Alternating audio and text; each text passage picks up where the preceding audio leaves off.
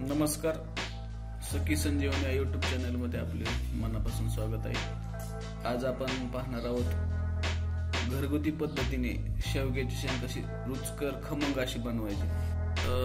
प्रथमतः आपण शेवग्याच्या शेंगाचे अशा प्रकारे काप करायचे आहेत।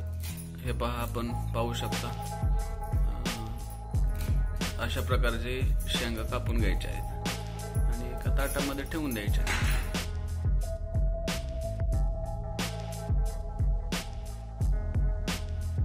हे बघा, आपल्या शेंगा कापून झालेल्या आहेत। आता त्या प्रथमतः थोड्याशा पाण्यामध्ये उकळून घ्यायच्या आहेत। उकळून घेताना त्या पाण्यामध्ये 1 चमचाभर मीठ टाकायचं। हे बघा, 1 चमचाभर मीठ आणि त्याच्यामध्ये ह्या शेंगा धुवून घेऊन आपल्या पाण्यामध्ये सोडायच्या। चुलीवरती उकळायला ठेवणार आहोत। वरून थोडस एक आपलं प्लेट झाकून ठेवायची। आपण पाहू शकता आता शेंगा चांगल्या पद्धतीने उकडून घेतलेल्या आहेत। आपण आता थोडस 1-2 चमचे तेल टाकायचे त्याच्यामध्ये भाजी करताना। त्याच्यानंतर हे बघा, आपण फुटाणे, लसूण आणि खोबऱ्याचं वाटण केलेलं आहे ते आता आपण तेलामध्ये टाकणार आहोत।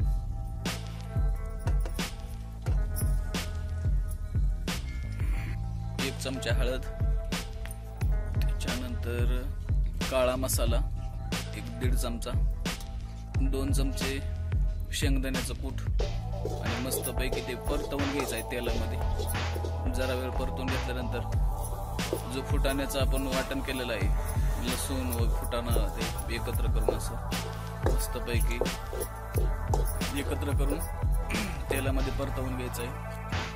त्याच्यानंतर थोडंसं पाणी टाकून आणखी थोडंसं परतवून घ्यायचं, म्हणजे व्यवस्थितरित्या सगळा मसाला एकत्रित होतो। त्याच्यानंतर आपण ज्या शेंगा उकडून घेतलेल्या आहेत त्या त्याच्या मसाल्यामध्ये टाकायच्या। टाकल्यानंतर अशा जरा वेळ मसाला आणि शेंगांचं एकत्रीकरण होईपर्यंत त्या थोड्याशा हलवून घ्यायच्या।